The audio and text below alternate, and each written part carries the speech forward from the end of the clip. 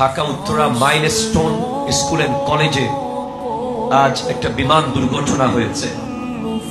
যে বিমান দুর্ঘটনার কারণে আজ গোটা বাংলাদেশের প্রত্যেকটা বাবা মার হৃদয়ে রক্তক্ষরণ হয়েছে। আমি ভাবছিলাম যে ওই জায়গায় আমার ছেলে থাকলে কেমন লাগতো, যে 10 মিনিট পরে স্কুল ছুটি হয়ে যাবে আর 10টা মিনিট পরে মা তার জন্য টিফিন নিয়ে দাঁড়িয়ে আছে, বাবা তার জন্য গাড়ি নিয়ে দাঁড়িয়ে আছে, তার ঘরের কেয়ারটেকার তাকে নেওয়ার জন্য দাঁড়িয়ে আছে বাইরে গেইটে। ঠিক সেই সময় স্কুলের ভেতরে এসে একটা যুদ্ধ বিমান যখন ভূপাতিত হয়, তখন মানুষ পুড়ে যাওয়াটা তো স্বাভাবিক, তবে আওয়াজ কেমন হয়েছিল, সে সিচুয়েশনটা কেমন ছিল। এই ধরনের ঘটনা আমাদের প্রত্যেকের লাইফে আসতে পারে। Life is the continuous journey towards the grave. জীবন হচ্ছে কবর পর্যন্ত চলমান একটা ভ্রমণ। এখন আমরা বড়দিঘির পারে আছি, এখন এখানে কিছু হয়ে যেতে পারে। সেজন্য আমাদের সব সময় চেষ্টা করতে হবে চলাফেরার পথে আল্লাহর দ্বীনের কাজের সাথে সম্পৃক্ত থাকতে। ঠিক কিনা কথা জোরে বলে। আমরা আজ দেখেছি গোটা বাংলার মানুষ কেঁদেছে, আমরাও কেঁদেছি, আমরা আল্লাহর দরবারে দোয়া করেছি।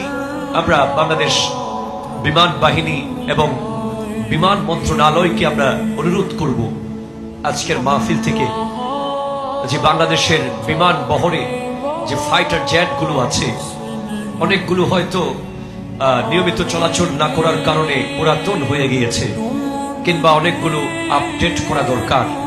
এই বিষয়ে অনেক সচেতনতার দরকার আছে। এবং আমরা নিজেরাও নিয়মিত বিভিন্ন প্রোগ্রামে যাওয়ার কারণে বিমানে চড়ে থাকি, আমাদের খুব ভয় লাগে। কদিন আগে কক্সবাজারে একটা বিমানের চাকা খুলে পড়ে গিয়েছিল। এরপরে এর কয়দিন আগে কক্সবাজারে আরো একটা ফাইটার জেট থেকে একজন বিমানের পাইলট শহীদ হয়েছেন।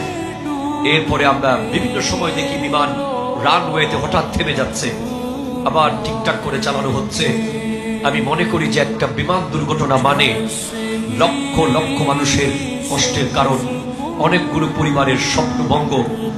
আমরা আজকের এই বিশাল আজিম শান প্রোগ্রাম থেকে গোটা বাংলাদেশকে, বিশেষ করে এই দায়িত্ববানদেরকে বলবো, শুধু বিমান বাহিনীর বহরে যা আছে তা না, যে বিমানগুলো আমাদেরকে যাত্রী বহনকারী বিমান আছে, প্রত্যেকটা বিমানের যথাযথ তদারকি করা দরকার, যাতে মানুষের জান মাল নিরাপদ থাকে। ঠিক কিনা কথা জোরে বলেন। এরপরে আমাদের প্রত্যেকটা মানুষকে সব সময় হালাল, সত্য, নিষ্ঠা